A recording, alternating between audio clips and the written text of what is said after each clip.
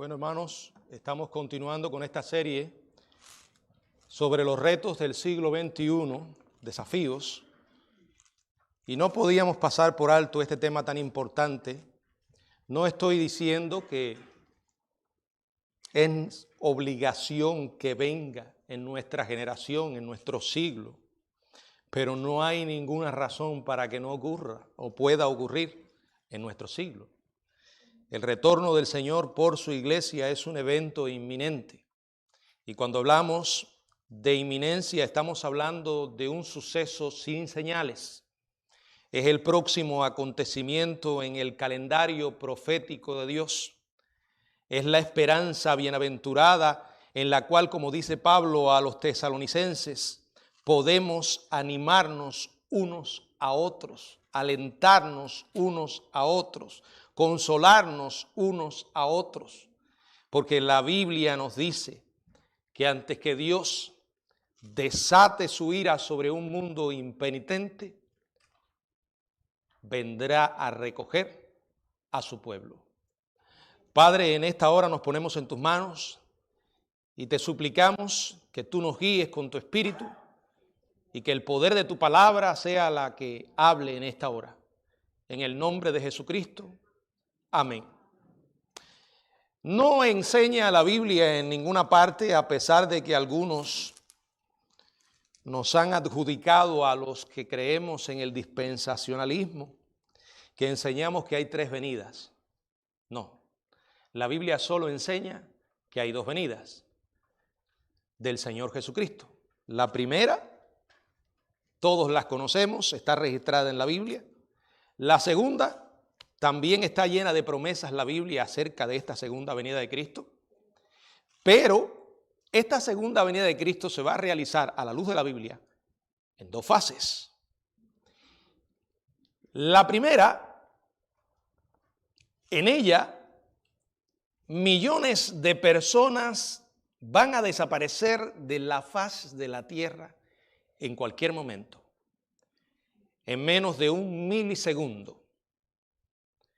Y el propósito de esa evacuación será librar a su pueblo, a todos aquellos que han nacido de nuevo, que se han arrepentido de sus pecados y aceptado a Cristo como Señor y Salvador, librarlos de una devastación horrible que vendrá sobre el mundo entero.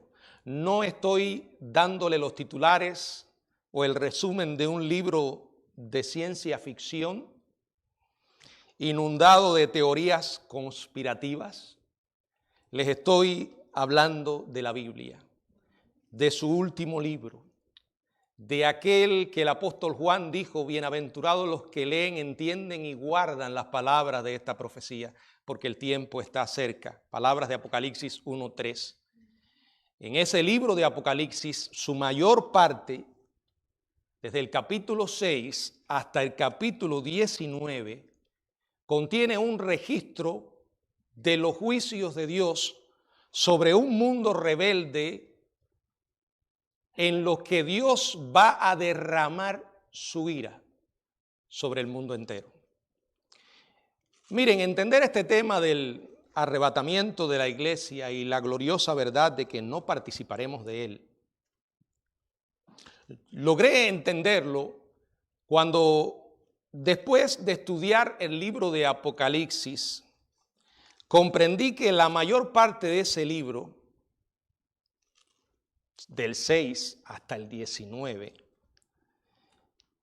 contiene el registro de la ira de Dios. ¿Por qué la ira de Dios? Porque una y otra vez, ahora lo vamos a ver, nos dice que es la ira de Dios. No es la ira del diablo, no es la ira del anticristo, que está registrado en el libro de Apocalipsis como una profecía que tiene que cumplirse. No es la ira ni siquiera del mismo mundo rebelde contra los cristianos. El libro establece claramente que es la ira de Dios. Es realmente absurdo, aparte de que es antibíblico, creer que después que Dios nos salvó en Jesucristo, sometió a su Hijo a su muerte en la cruz, para que nosotros no tuviésemos que enfrentar su ira, a resolver nuestros problemas eternos, nuestros problemas de los pecados, de que estábamos, como dice Juan, bajo su ira. Deje a su pueblo que sea sometido a su propia ira. Es contradictorio. Sobre todo cuando ahora tenemos una relación con Dios filial. El término que usa la Biblia para la iglesia y los creyentes es que somos familia de Dios. Es más, Él es nuestro Padre, somos sus hijos. Es más, también emplea la ilustración de que Él es el esposo y la iglesia es la esposa. ¿No ven totalmente contradictorio que Dios someta a su pueblo, a su propio pueblo, a su ira? Es cierto que en el Antiguo Testamento, porque lo estudié, lo busqué, hay muchos pasajes en los que el pueblo terrenal de Dios, Israel, provocó su ira. Y Dios dijo, los voy a castigar con mi ira. Ese pueblo no tenía una relación filial con Dios. Ese pueblo no se relacionaba con Dios como se relaciona la iglesia.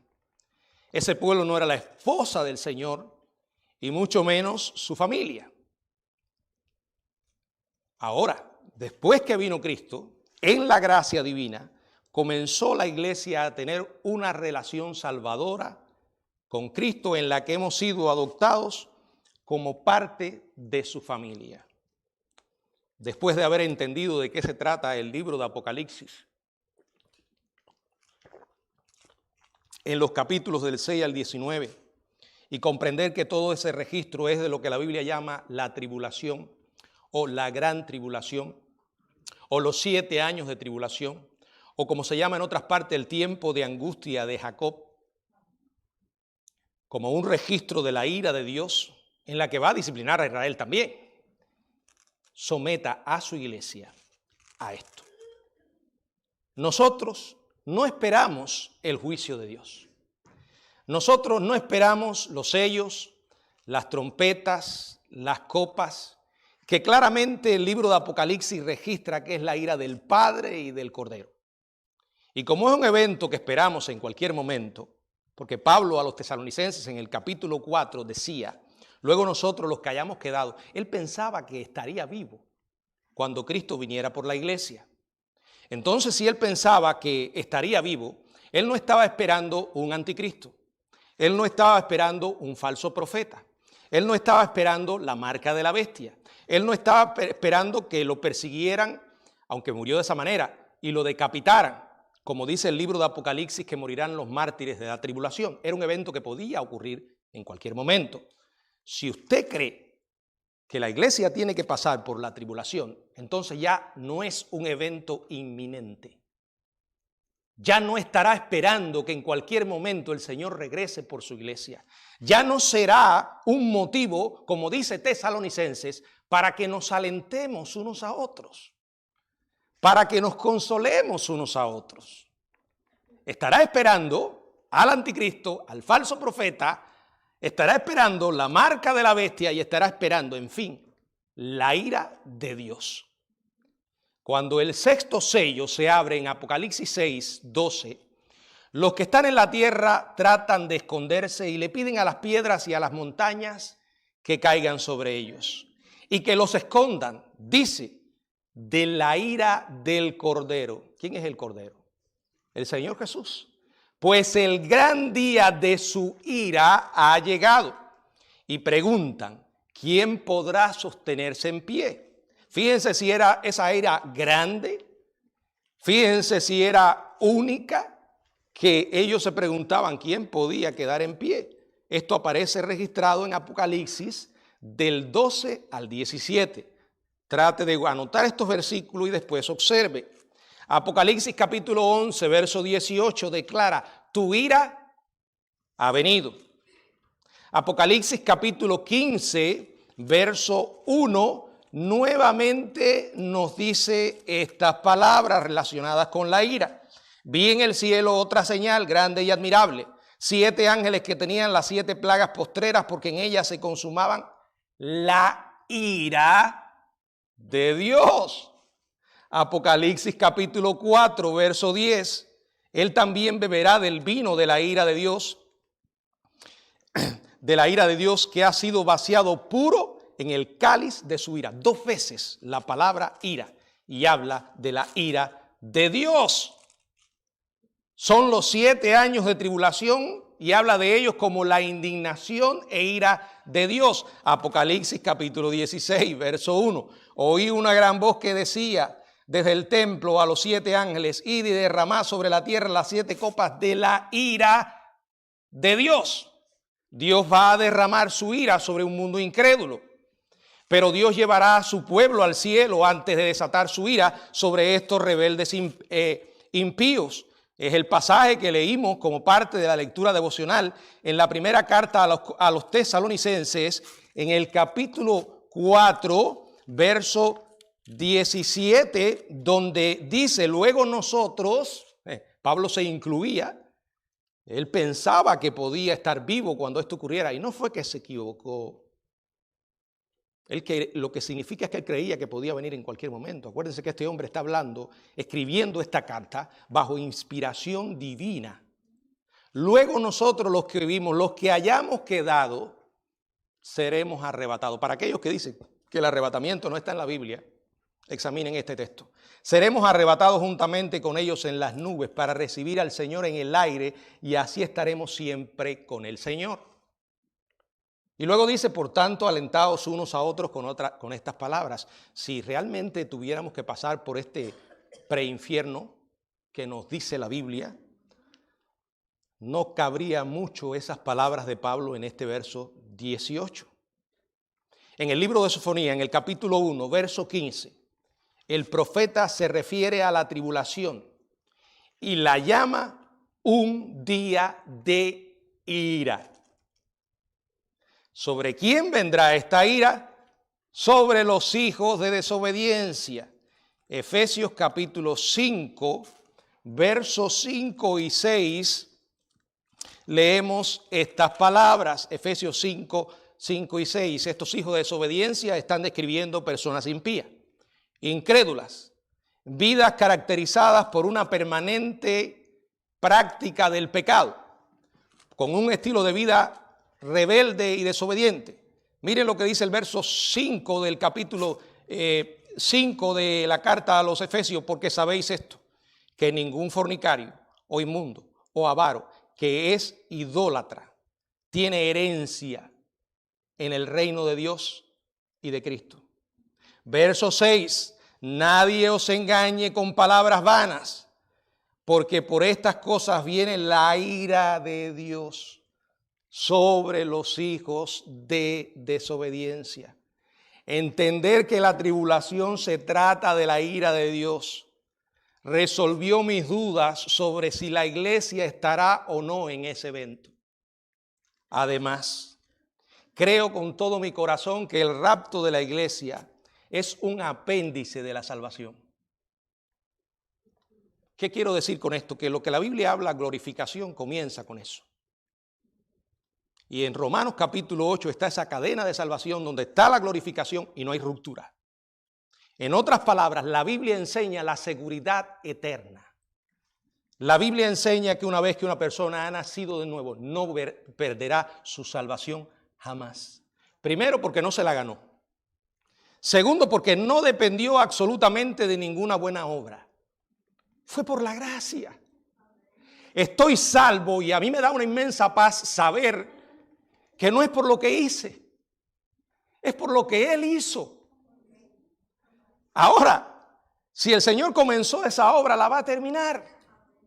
Que venga por su pueblo es parte de esa salvación, que no depende en absoluto de las cosas que nosotros hagamos, sino de lo que Él ya hizo. Él resolvió el problema de nuestros pecados. Romanos 8:1 dijo: ahora pues ninguna condenación hay para los que están en Cristo Jesús. No hay condenación para los que están en Cristo Jesús. Yo creo que si alguien cree que va a pasar por la tribulación, porque la tribulación puede llevar a una actitud negligente de decir, bueno, yo no voy a pasar por los 7 años de tribulación, entonces estoy tranquilito. Ese análisis es el mismo que hace alguien que dice, bueno, como ya soy salvo, puedo tomarme ciertas licencias pecaminosas que al final no voy a perder la salvación. Número uno, quien piense de esa manera no ha entendido para nada la salvación. No ha entendido. Entonces, si uno va a ser consecuente con la creencia de que tienes que pasar por los 7 años de tribulación, porque eso te puede llevar a la negligencia, a la indiferencia, al descuido, entonces tiene que también ser consecuente y decir, voy a creer entonces también que la salvación se pierde. Pero eso no lo enseña la Biblia, en ninguna parte. Dios no permitirá jamás que su pueblo sufra su ira. Más adelante veremos más versos. El rapto de la iglesia es una de las profecías más prácticas de las Escrituras para los creyentes. ¿Qué es el arrebatamiento? Es el acontecimiento en el cual todos aquellos que se han arrepentido de sus pecados y hayan puesto su fe en Jesucristo como Señor y Salvador, repentinamente serán tomados de la tierra y llevados al cielo por Él. Lo enseña este pasaje que acabamos de leer, lo enseña Juan capítulo 14, lo enseña 1 Corintios 15. Sucederá en un momento no detallado en el futuro. A mí esto me lleva a vivir cada día pensando, hoy puede ser. Y la verdad no me gustaría que el Señor me tomara para llevarme al cielo, estando yo consciente de cosas que le ofenden. Lo que sí creo es que mucha gente que cree que es cristiana, no lo es. Creo que muchos se van a quedar porque han vivido engañados. No lo dije yo, lo dijo el Señor. Muchos me dirán en aquel día. Ahora, el Señor sabe quiénes son su pueblo. Tienen su naturaleza. Él va a reclamar lo que le pertenece. Cuando una nación le declara la guerra a otra nación, lo primero que hace es recoger sus embajadores. El libro de Apocalipsis en el capítulo 6 hasta el 19 es el registro de Dios declarándole la guerra a un mundo rebelde. La palabra rapto es una traducción de la palabra griega arpazo. Aparece 14 veces en el Nuevo Testamento y se le asignan al menos 4 significados. Cada uno de estos significados explica la naturaleza de este acontecimiento. El primer significado de arpazo es llevarse por la fuerza. Satanás y sus demonios harán todo lo que esté en su poder para mantener en la tierra a los santos. Pero las fuerzas angélicas de Cristo los vencerán y tomarán a los creyentes para llevárselos al cielo. El diablo es poderoso, pero nuestro Dios es todopoderoso.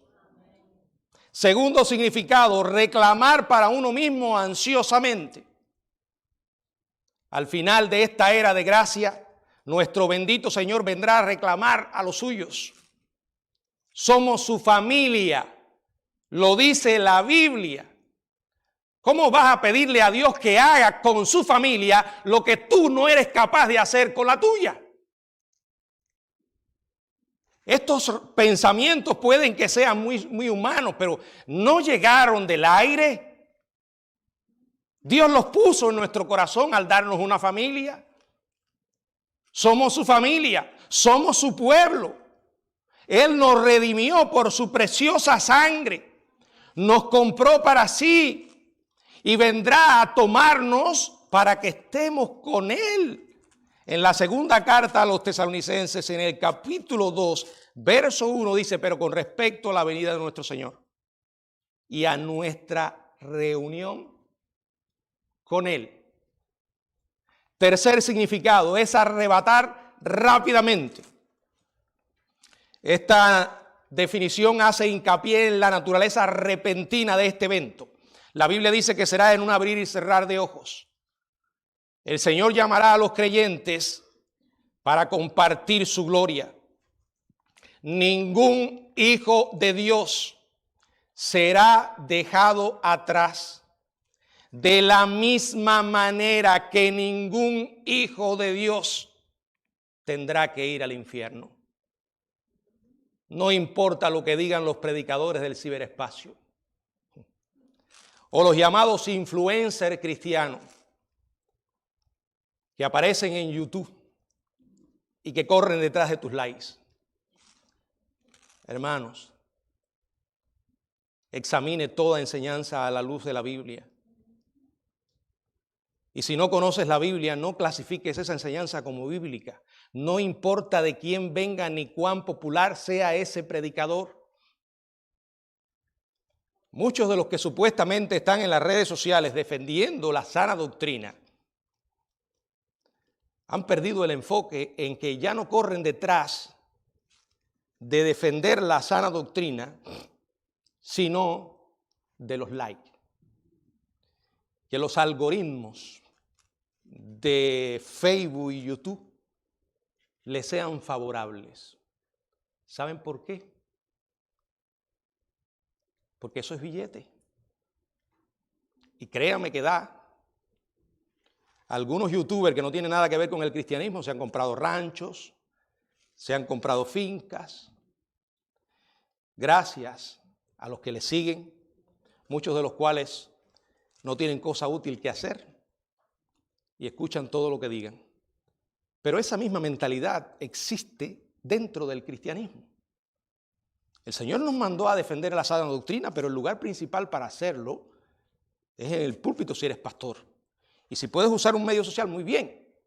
Pero cuando constantemente estás detrás de cualquiera que según tu punto de vista enseñó algo equivocado, ¿por qué no usas un poco más tu tiempo para predicar el evangelio, sabiendo que hay mucha gente que se está perdiendo? El problema es que la falta de discernimiento aumenta cuando usted desconoce la Biblia y se enamora de los predicadores del ciberespacio. Afortunadamente yo perdí la preocupación en ese sentido, porque si me pusiera a molestarme o a ponerme celoso por aquellos creyentes que siguen a otros, y es increíble porque no le prestan la misma atención a las predicaciones del pastor en su iglesia que lo que otro pueda decir por internet. En cuarto lugar, el significado es rescatar del peligro de destrucción.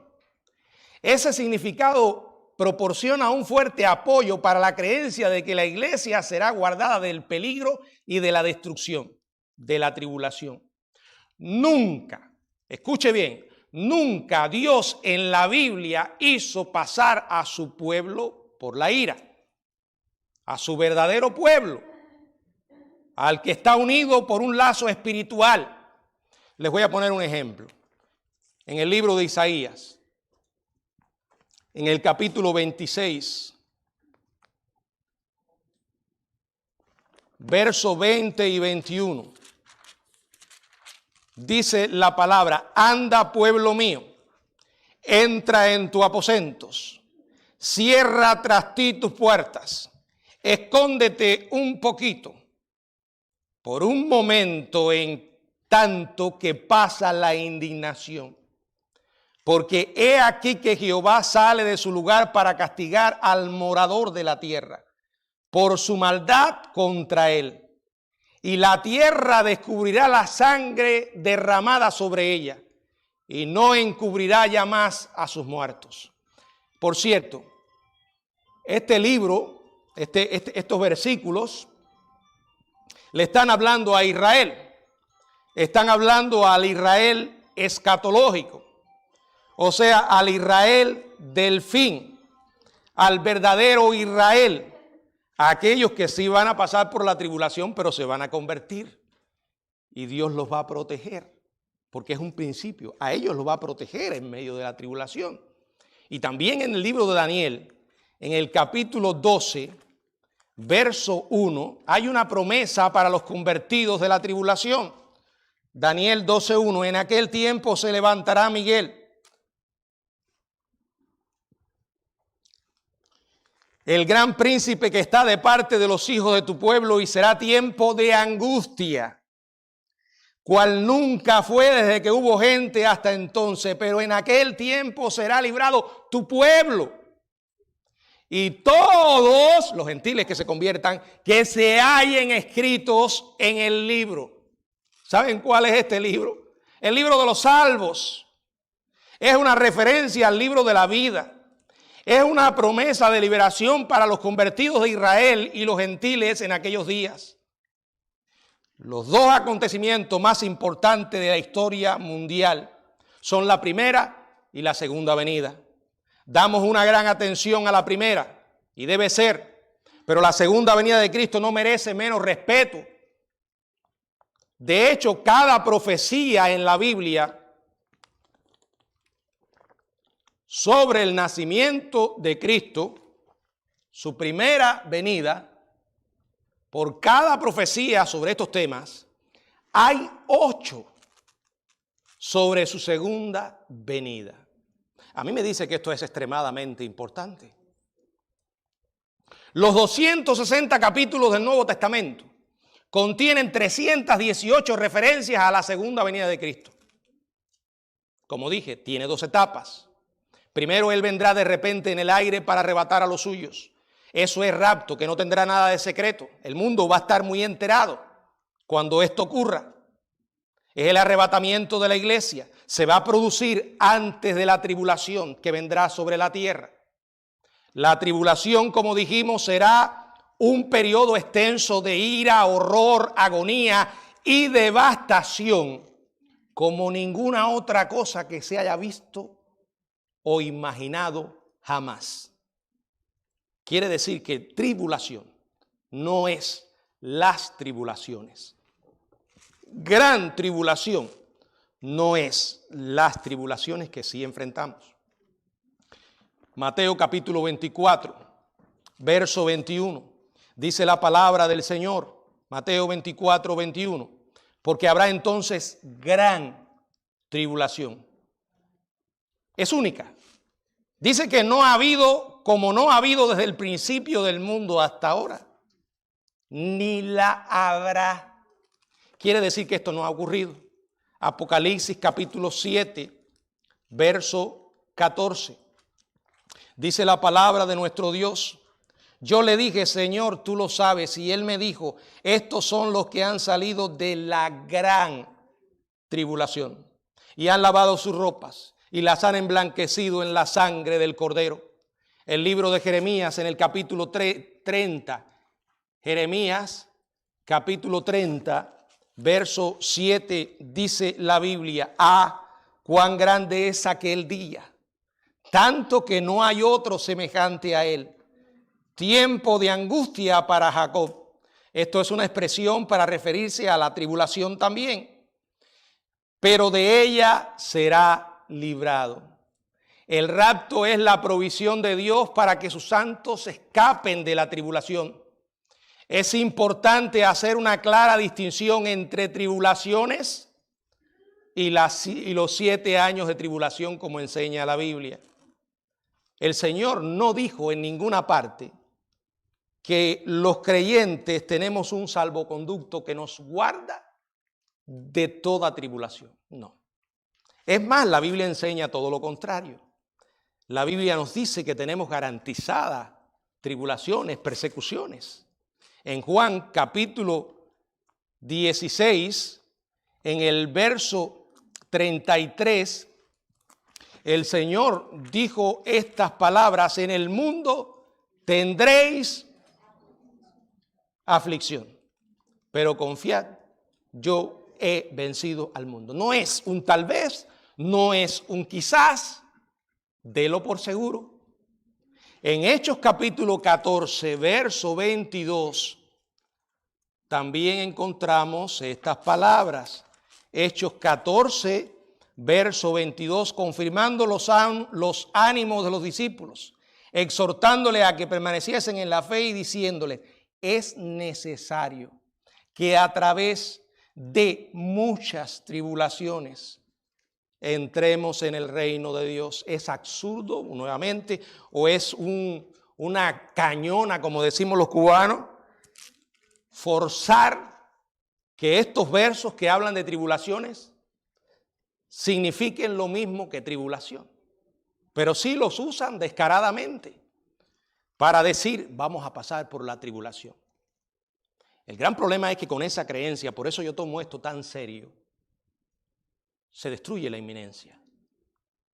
Y si se destruye la inminencia, te vas a encontrar viviendo, no esperando el regreso de Cristo, sino que en cualquier momento aparezca el anticristo, que en cualquier momento se levante el falso profeta, que en cualquier momento se ponga la marca de la bestia. Por eso encuentras cristianos que llegaron hasta el extremo de decir que la vacuna era la marca de la bestia y estaban aterrados.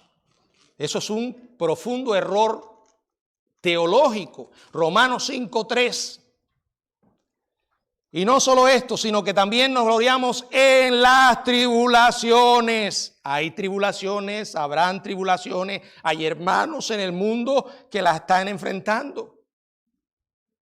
Pero Dios no va a someter a sus hijos a la ira. Alguien me decía, pero pastor, ¿acaso la iglesia primitiva no fue lanzada, nuestros hermanos no fueron lanzados al circo romano por el César, despedazados por las bestias? Pero esa no era la ira de Dios. La iglesia tendrá tribulaciones en el mundo. Ellas se originan, escuche bien, hay una diferencia entre el origen de las tribulaciones y el origen de la gran tribulación. Las tribulaciones se originan en el sistema mundano controlado por Satanás. Es cierto que él no puede actuar si Dios no se lo permite, pero esa es la ira del diablo, que quiere atacar la iglesia, borrar la iglesia de la faz de la tierra. Y alguien podría pensar, pastor, ¿acaso el diablo no conoce las escrituras? Sí las conoce, ha leído la Biblia. La ha leído mejor que muchos cristianos. Tiene una buena teología. Fíjense que dice Santiago que los demonios, primero dice, ¿crees que Dios es uno? Bien hace, el monoteísmo. Pero después dice, los demonios también creen y tiemblan. Está hablando de que los demonios tienen una ortodoxia correcta, creen en el monoteísmo, pero aún así están perdidos. Ahora, entonces, ¿por qué el diablo hace lo que hace? Él ha leído la Biblia, ha leído cómo termina la historia, sabe cuál es su final. ¿Pero por qué lo hace? Porque él cree que va a ganar. En esencia, él cree que puede vencer a Dios.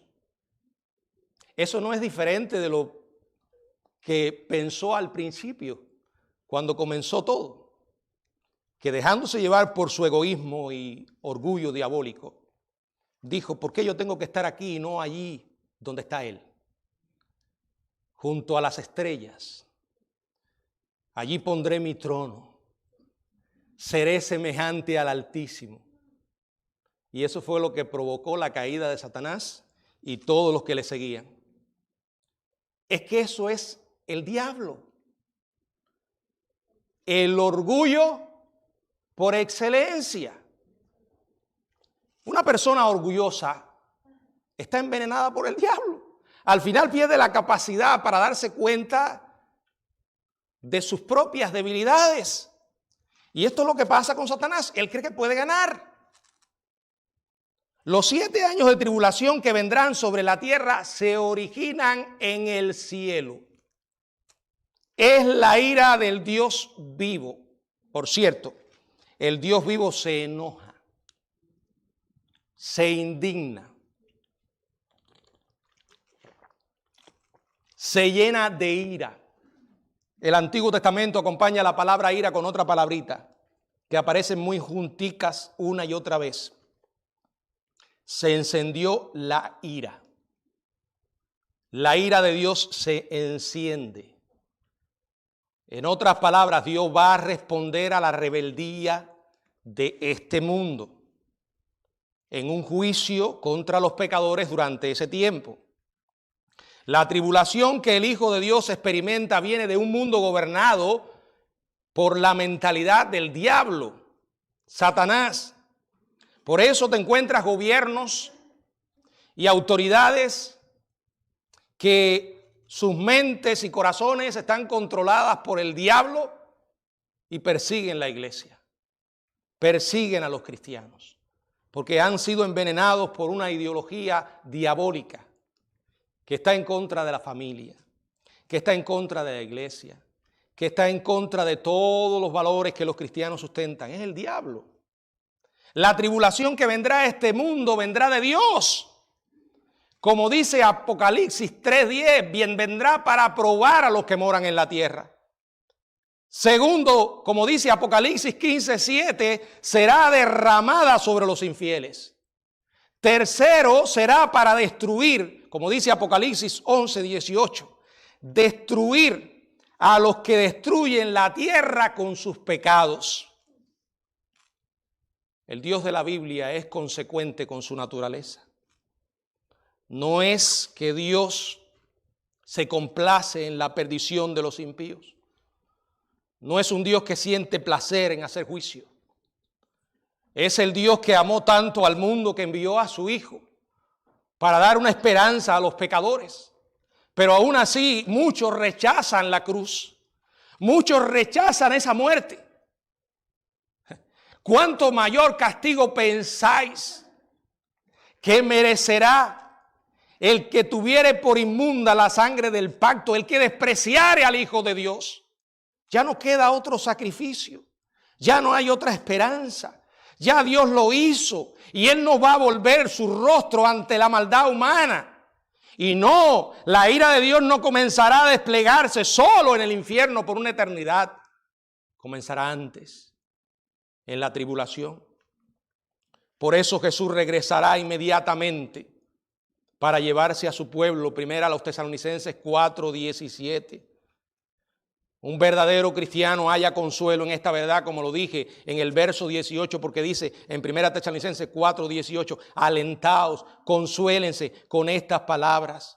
Escribiendo a la iglesia fiel de Filadelfia en el capítulo 3, verso 10, le dijo, te guardaré de la hora de prueba que ha de venir sobre el mundo entero, sobre los que moran en la tierra. Hora es una expresión de tiempo, que no solo aparece en esa carta de Apocalipsis 3, una y otra vez en la Biblia se usa por una expresión de tiempo. El Señor dijo, mi hora no ha llegado. Está diciendo, mi tiempo no ha llegado. Esa hora de la que habla Apocalipsis capítulo 3, verso 10, son los 7 años de tribulación. Es una promesa no solo para Filadelfia. El pueblo de Dios ha visto una promesa para todos los cristianos en este versículo.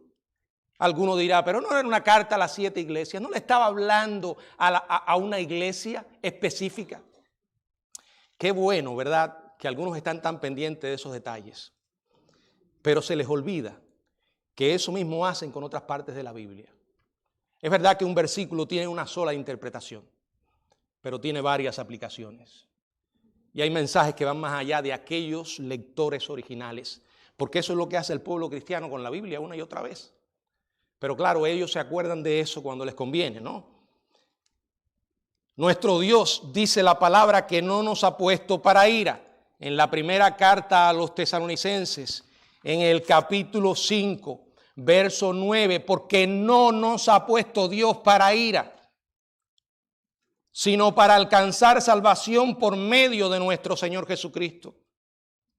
En la primera carta a los Tesalonicenses, en el capítulo 1, verso 10, dice, y esperar de los cielos a su Hijo, el cual nos resucitó de los muertos, a Jesús, quien nos libra de la ira venidera. Nosotros, antes de conocer al Señor, éramos por naturaleza hijos de ira.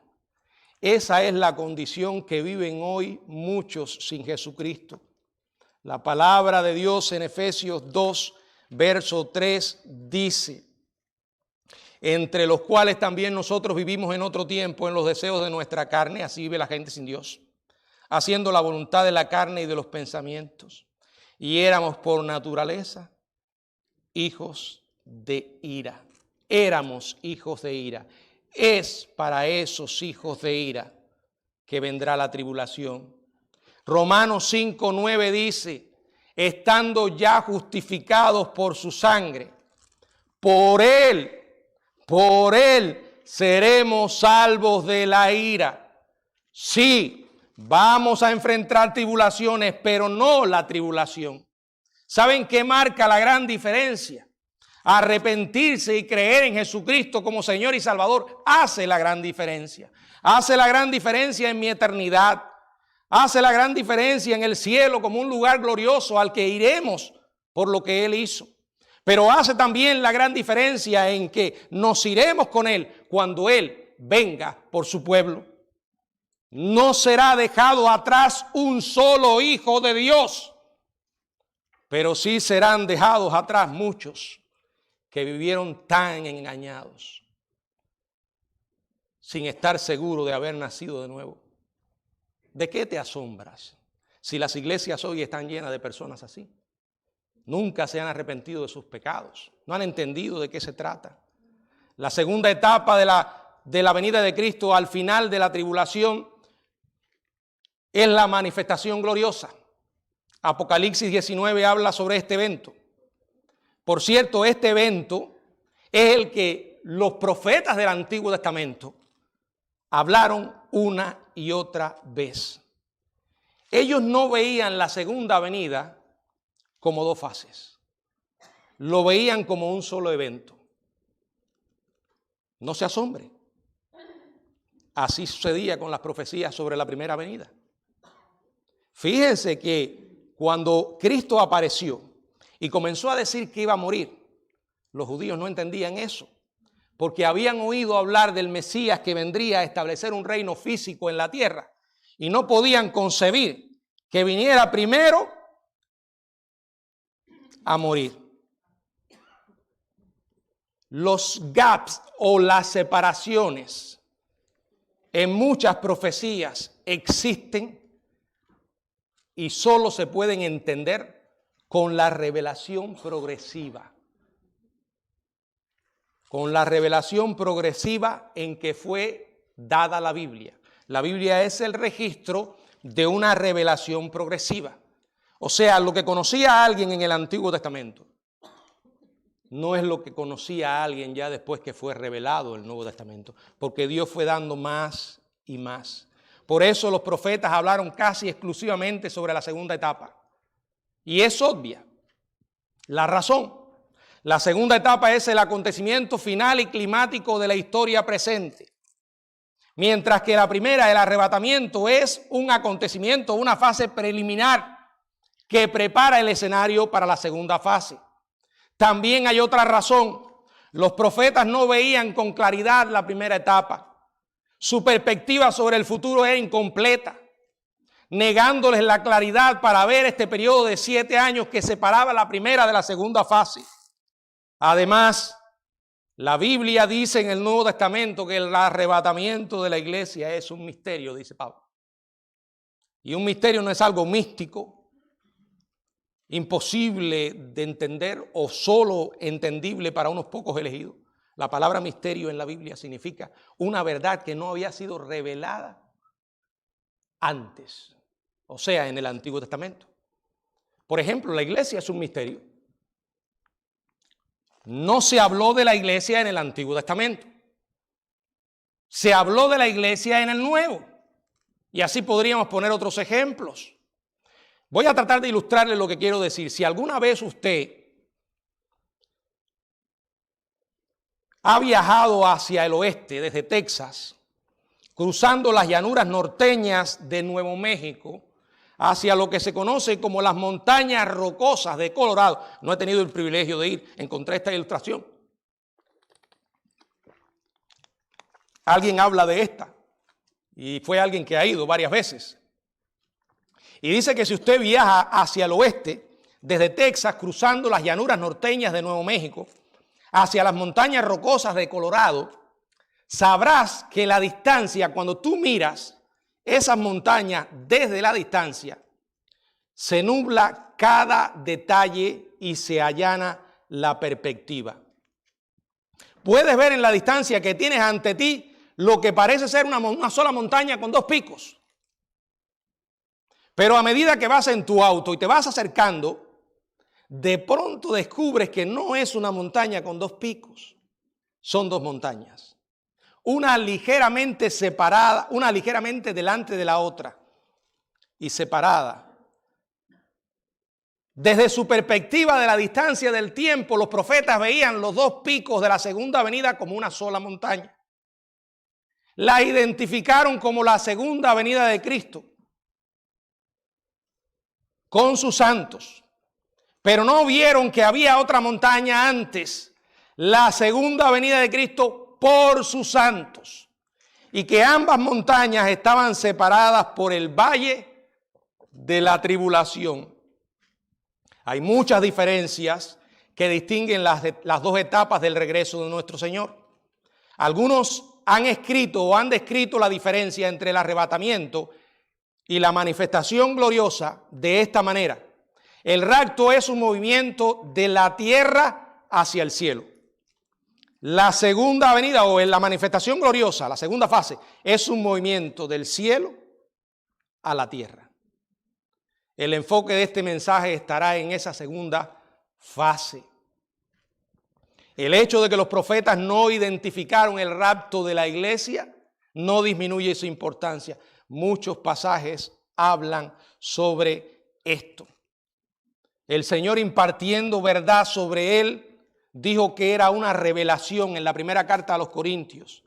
En el capítulo 15, verso 51, dice la palabra de Dios. Primera a los Corintios 15, 51. He aquí os digo un misterio, una verdad que no era conocida, una nueva revelación que se añadía a las Escrituras. No todos dormiremos, pero todos seremos arrebatados. Está hablando de que habrá un momento en que millones de personas van a pasar o van a ir para el cielo sin experimentar la muerte. Y no era un invento de Pablo, no fue que Pablo se volvió loco. Miren lo que él dice, aliéntense con estas palabras en la carta a los Tesalonicenses capítulo 4, verso 15. En Juan 14 el Señor Jesucristo animó a los discípulos porque estaban tristes, porque Él se iría e iba a morir. ¿Y saben qué el Señor escogió para animarles? Juan 14, del 1 en adelante, no se turbe vuestro corazón, creed en Dios, creed también en mí. En la casa de mi Padre muchas moradas hay. Si así no fuera, yo os lo hubiera dicho. Voy pues a preparar lugar para vosotros. Por cierto, el cielo es un lugar real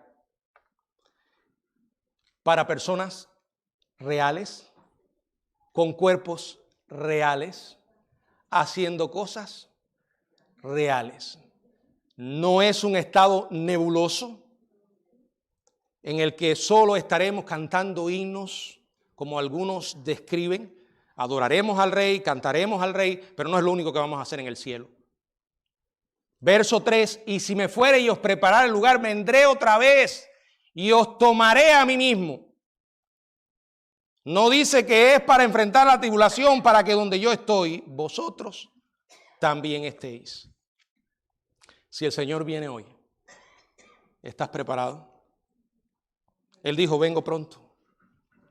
Cuando llegue ese tiempo no habrá lugar para prepararte.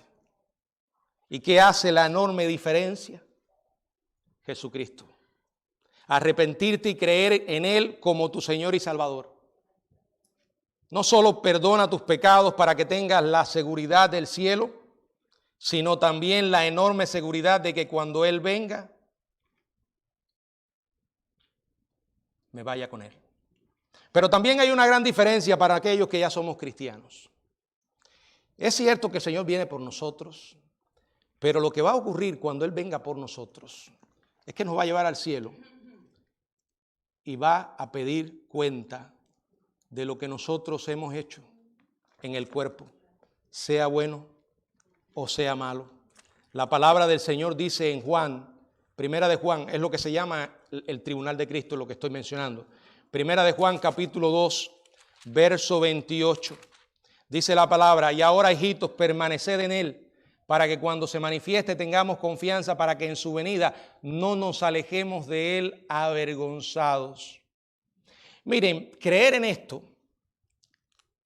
en que puede ocurrir en cualquier momento, en que no hay profecía antes del arrebatamiento, al menos a mí me lleva a vivir cada día con la perspectiva de que hoy puede suceder. Un pastor hacía una cola en unos grandes almacenes.